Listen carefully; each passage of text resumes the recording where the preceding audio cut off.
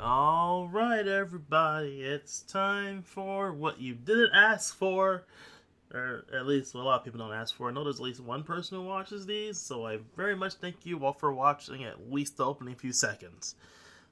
Uh, Now, anyway, back to the main subject today, which is yet another episode of Kamen Rider Saber. We're on this week's episode of Kamen Rider Saber, episode 33. Still, the future can change. And this episode, my god, this episode. Okay, so, uh, plot summary. So this episode can be broken up into two halves. One half focused on Toma, or more specifically Kento, and one half focused on Ren, and Rentaro a bit, but mostly Ren. Anyway, the episode actually does start off with, Master Logo's giving Reika an order to go kill Ren to retrieve the Book of Winds, because Ren has not come back and basically betrayed the organization, all that kind of good stuff. But Reika's having her second thoughts because remember she saw Zuos rampaging in southern base, or at least in northern base during his southern base attack, and so it's feeling a little bit like they might be betraying their ideals for following Master Logos. And she goes to with her brother. She goes to ask her brother about it, but he's like, no, don't just follow the master's orders because he's focused on the fact that Toma was able to scratch him in last week's episode and their fight. Because Toma could see until the skip time and was able to land a blow on him. Just because it's kind of funny because that will happen to her in this episode. She doesn't have skipped time, but it's a similar thing that happens to her. Anyway, so Toma and Ren go off to find Kento and Rintaro. Again, their names are so similar that I mix them up sometimes, and I really hate that because Rintaro is a really good boy who deserves more attention, and Ren is needing of development outside of his love for Kento. It looks like, and it's honestly interesting because he goes to the episode without being obsessed about Kento. Like he still does have that Kento obsession, but it's not like his whole thing in the episode, and I'm very, very happy about that. It's just that, still following up from his last appearance, him wanting to get stronger to show up Kento for basically pushing him away the last time that they interacted. Which, hey, it's better than him basically following around Kento like a lost child. It's something. I'll take it.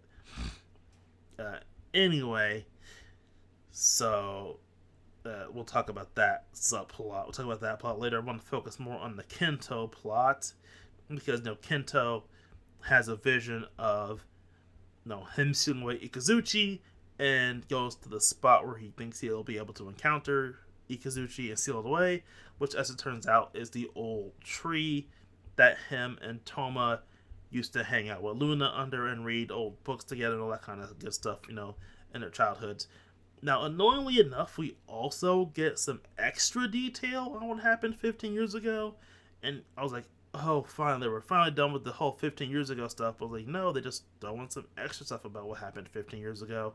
I'm just like, why did you add in extra stuff? So, the thing that annoys me about this extra added detail of a fight is that it's not a fight about anything important, or we don't know the details of the fight. It's just a fight for the sake of these two having a fight to make what happens next more tragic.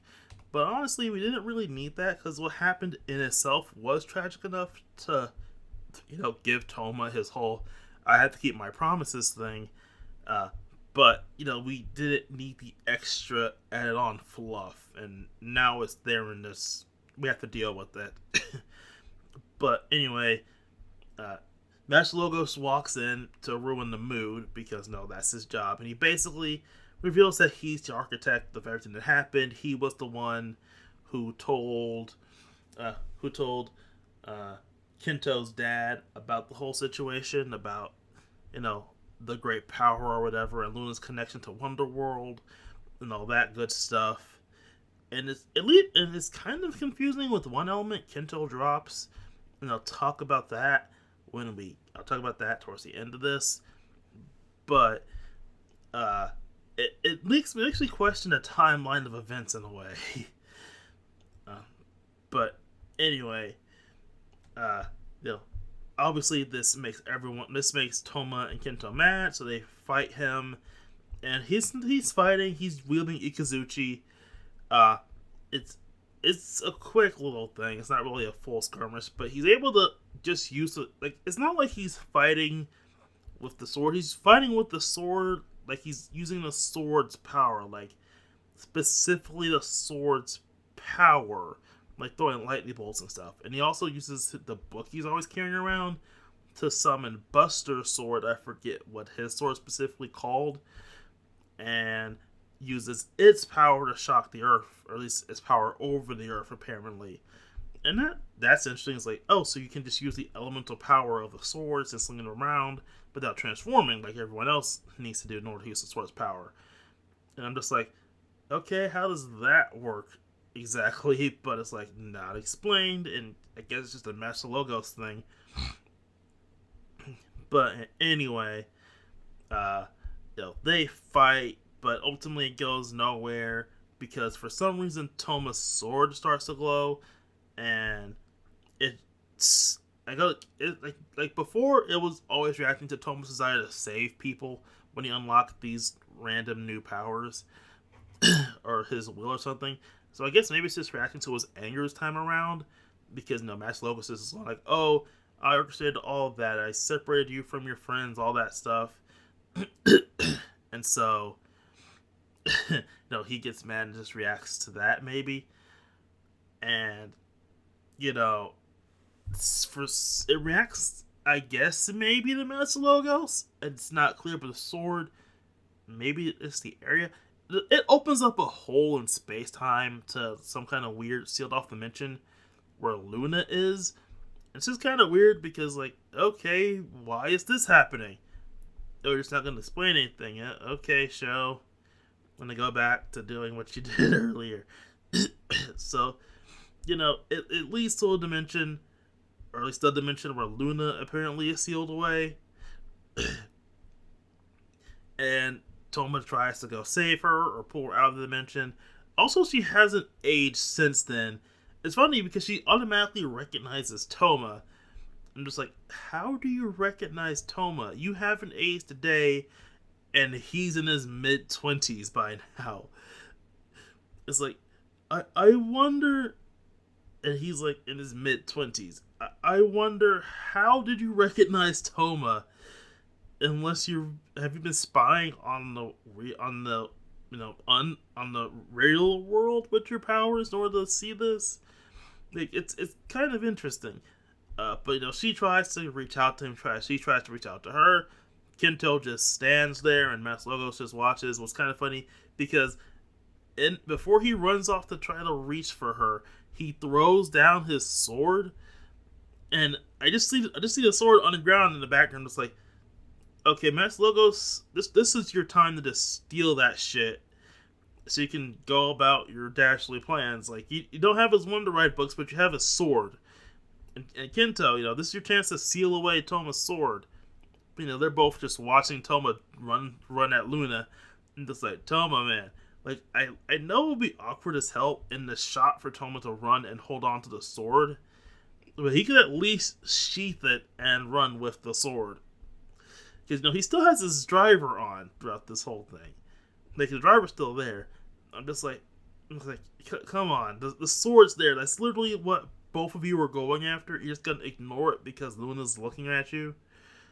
Like, maybe Kento would be in shock, but at the same time, I'm just believing, Master Logos, you're a dastardly asshole who's been planning this shit for at least a decade now. So you're just going to let a big ass moment like this just go by just because, oh, this is interesting.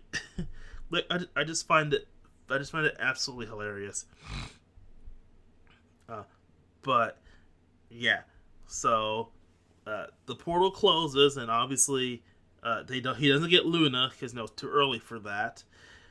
But Master Logos like, oh, that's interesting. So she's still alive, and then he dips. I'm just like, why did you leave?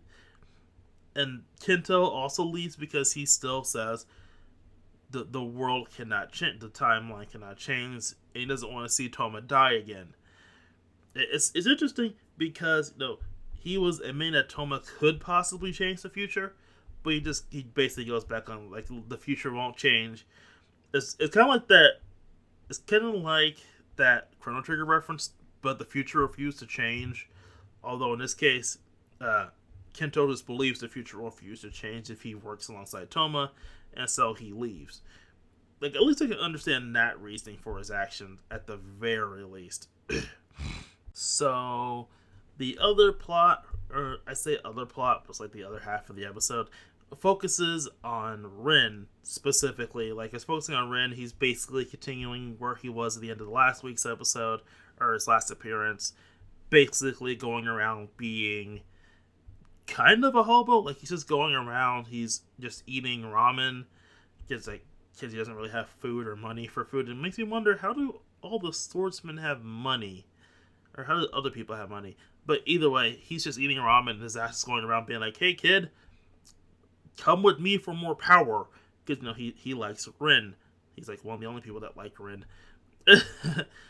But, Rintaro, Yuri, and they are looking for him. Mei in particular wants to make up for her losing the key Sophia gave her, when she was in Megado. So she's like super into trying to find Ren in order to make up for that and prove she's not useless. And look, I'll say you're not useless, but still. Anyway, Yuri acts like a lost child, and Yuri acts like a child and wanders off. And it's kind of funny. He just literally just walks away following a food cart. And Mei goes to find him, and first Rintaro goes to find him, and then Mei goes to find both of them. But they're basically not going to do much. Rintaro's going to do something to sell his new power-up form toy, but Yuri's not so much. But anyway, so Rin is actually sitting under a bridge when Reika shows up to fight them, in order to kill Rin and get the Sword of Wind. And Rin can still transform, even though half of his sword's been sealed away. As I stated in that episode, it wasn't the half where he inserted his book to transform into. It was the other half of the sword. So it looks like he just can't do the unsheathing thing to make it transform. He can only wield one half of the swords, or at least wield them in their combined form, which is kind of funny because up until now it looked like he needed to do a split sword to transform, but now it's just slamming it in and transforming, which I think is maybe just in the show. I don't think the toy can do it. I think the toy used to need to split the swords to transform, but in the show right now, because the other half is sealed, he just can just transform by putting the book in. Unless there's a trigger on the toy that does it, I don't know. I haven't really looked at toy reviews for the Saber stuff, because I'm not I like everything for the most part, but I'm not in love with it. And typically when I'm buying like Kamen Rider stuff, it's from seasons that I'm in love with. Like, well, the only seasons I have are Build and 01 stuff because of when I came into the series. But I'm going to get that Gaim complete selection hopefully when that comes out. But yeah. So like, I don't know specifically if the toy has a trigger to transform like the other ones do. Because I know with Buster's transformation, he has a trigger to transform with on his sword, and Daisenji obviously has a trigger on his sword they used to transform. So it makes me question, does he have a trigger on his to transform? Again, I'm just questioning things now because this show keeps me questioning things, and I guess that's a good thing. But anyway, to go back to the subject, Ren fights Reika. He's trying to fight her alone at first. That's like, hey, you want me to help? But he's like, no, I can fight her. I can fight on my own because I'm not weak. He's still feels this thing of Kento calling him a weak ass from last week's episode. I mean, the last time I keep saying last week, but it's been like weeks since Ren appeared in an episode. I'm just like, oh, he was in last week's. No, he wasn't. That was we've had good episodes for the past few weeks, partially because he wasn't there. I mean, not partially because he was there. It's just that him not being there helped. And I'm not saying to knock his character forms. I'm just saying that in order to lessen the load on what's going down in the episode. But anyway, him and Reika fight, but he's losing and badly against her, and so the Zaz steps in and actually helps him, and Zaz is able to actually fight Reika pretty well because he's like, oh, I can smell you, and he gives her a verbal talking down, and it's kind of cool and proves why Zaz is a pretty good character outside of the joke Twitter account, because apparently I don't know if this is an official Twitter account or not, but it's like this Twitter account just posting pictures of the Zaz suit in random ass places since he's not on screen for a lot of time. So it's like, oh, where's his ass? He's like on the beach or something, or oh, where's his ass? He's just away here or there. It's just kind of funny. But anyway, the Zaz is proving, oh, I'm actually a pretty big serious threat. You should probably take me seriously. And he proves it because he's able to beat Reika pretty well. And then him and Rin actually team up pretty well and are able to almost beat her completely. But she still pulls a cheap shot, uses her finisher, and almost takes Rin out before the Zaz steps in the way and takes the shot. But he's not dead, as we'll find out. I don't know how he can do this, but he basically hit himself in Ren's shadow, so he was able to avoid dying. And do you think he did that too? Because Rentaro shows up and he uses his new form to beat Reika because he freezes the air in order to push her back. I mean, he doesn't beat her because she gets away, but he still manages to drive her off, which that's pretty cool. Finally, someone's able to push her away for 5 minutes instead of the typical thing, and she just leaves when she wants to after stealing all your shit. And then he goes to talk to Rin, but Rin has none of it and walks away, and that ends it. I mean, we do have a bit of a joke with Mei and Yuri walking in, and Yuri's carrying some food, and Rentaro's like, "Hey, what's that?" And he kind of wants some, but he's like, "Oh, we have more important things to deal with." But by the time they do that, Rin has already left. So, yeah.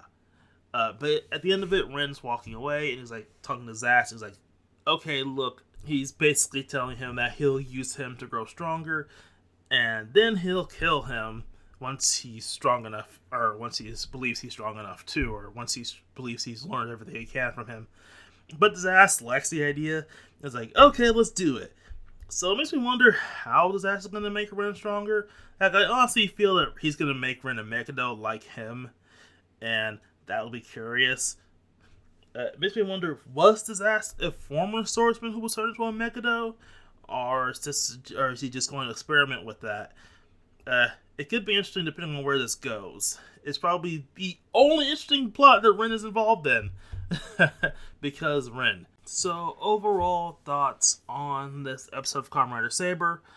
I'm gonna be honest, I'm not a big fan of this episode. Like, some cool stuff happened. I will admit the disaster Ren and Reika fight was pretty cool. Mainly to see Reika be put on the back foot, because we really haven't seen that. Like, she has had a few fights, but most times she's kind of dominating them. Like, the only time she got close was when Kento had first come back. But since then, she hasn't really had a fight, and even when she has had fights, she has been put on the back foot. It's good to see her be put on the back foot by the Zaz of all characters, and it's good to see the Zaz actually do something. But outside of that plot, I feel that they've overcomplicated the whole 15 years ago thing now. Because they had a fight, and then the bat thing happened, when honestly all you needed was the bat thing happened. It's like, oh, you're just complicating it now. Another thing, they did a lot of stealth drop reveals in this episode. Like, the episodes, like when Yuri walks in, he's like, oh, I made contact with my friend. He's one of the first ones, which apparently no one knew about outside of Master Logos who the first ones even are.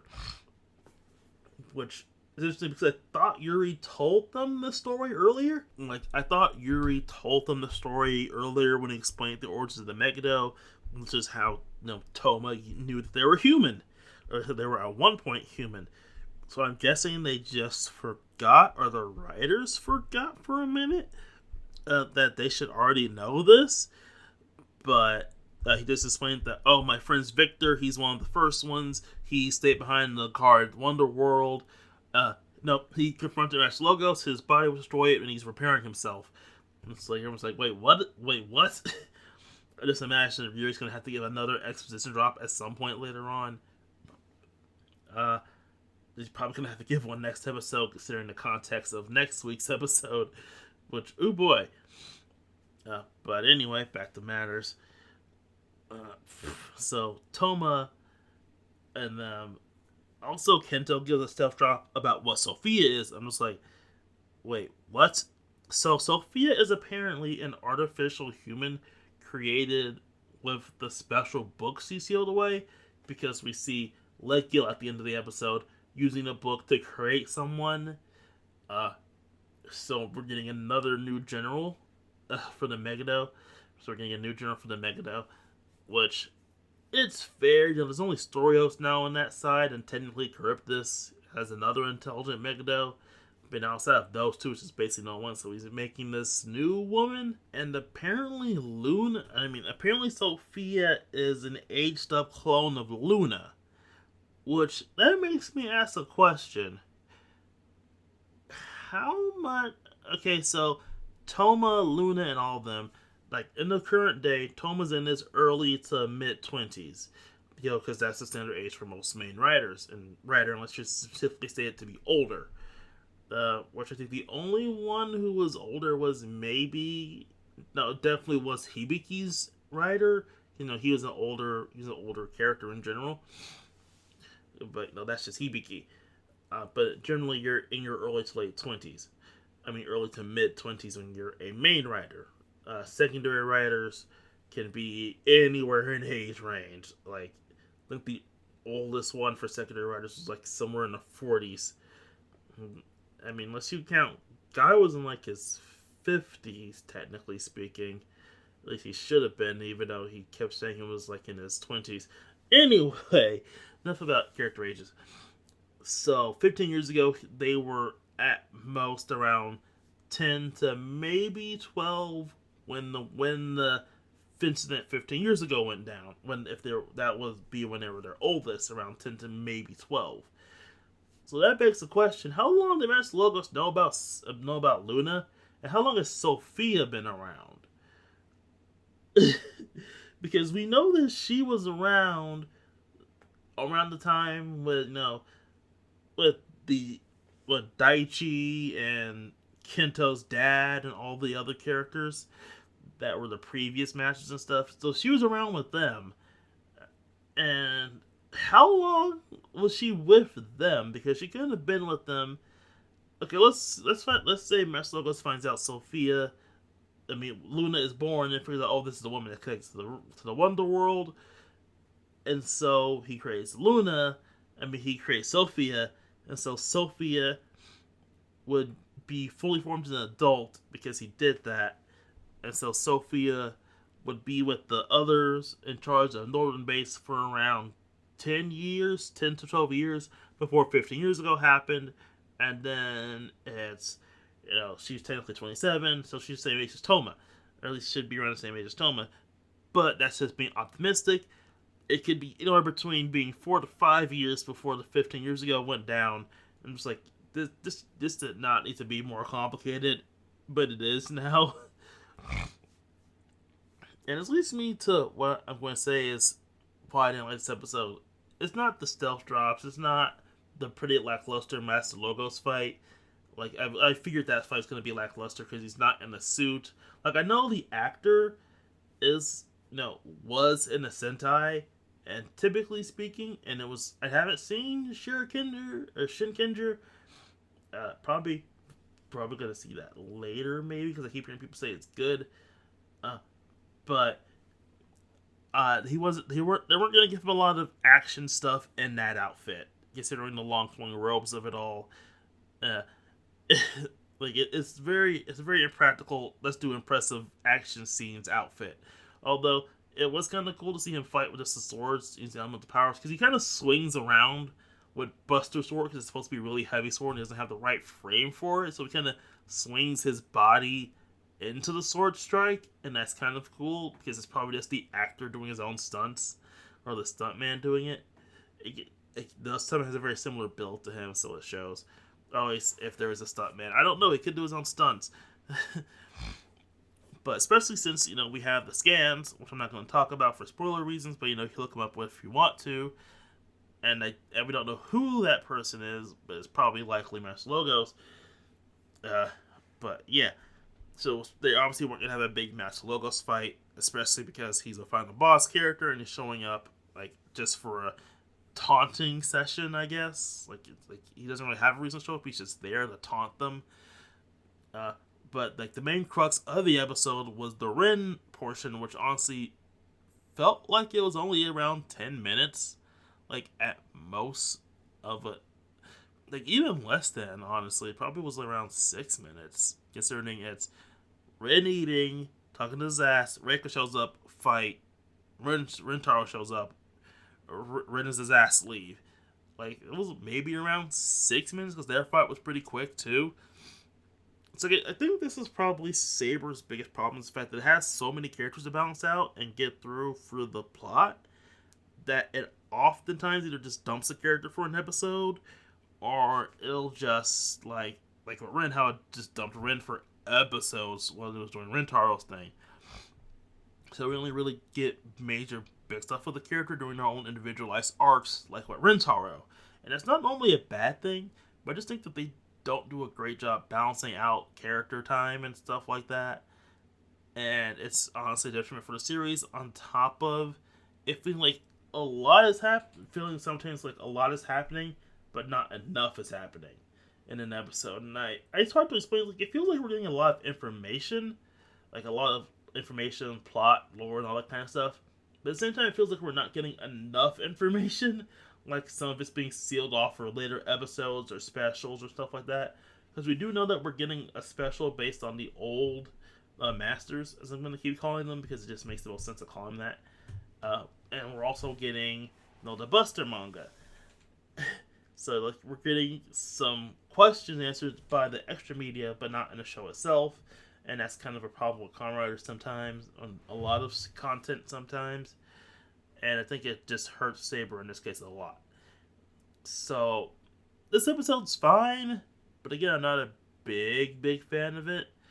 And in this case, it has nothing to do with Rin. I honestly think Rin was pretty well done in this episode. It's just that he needs to get completely over the Kento thing. Although I am liking him and Disaster's dynamic. It's a pretty fun one. So next week is going to be a very interesting episode of Saber, because it's tied into the movie, and I haven't watched Saber's movie yet. I don't even know if it's out on sub yet. But sometime during the week, if I can find it, I'll watch it. And if I can find it and watch it, I'll maybe do an episode on it, because it'll be super important to next week's episode. And yeah, I'll see you all next week.